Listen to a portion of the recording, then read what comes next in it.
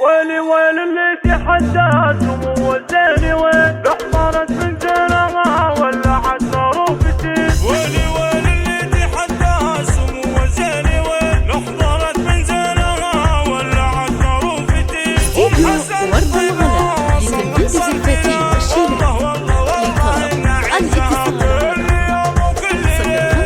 شيخة من روس القوم لهم الجنفري عم حسن النشامة على الدرب الطويل.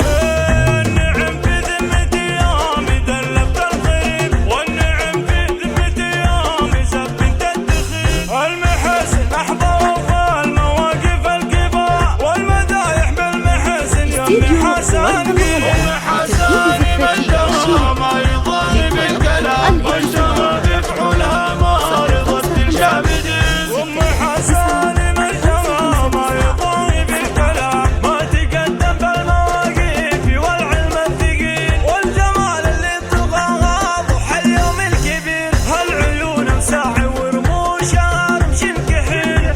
والله ينهى على كل العرب شيخة الشيخات بالطيب. اسمع اسمع اسمع اسمع تقتقى في النشمة على الصعب الثمين من جزيل القف ما نقترب من الهزيل. ويلي ويل اللي تحدى سمو الزين وين ام حسن احضرت لتنفيذ الفتي والشيلة لطلب الاتصال والكرم فيها طبيعة من الرب الجليل. ويلي ويل اللي تحدى سمو الزين وين لحضرت من زينها ولعت نار وفتيل. ام حسن طيبة صلت صلبنا والله ان عزها كل يوم وكل ليل.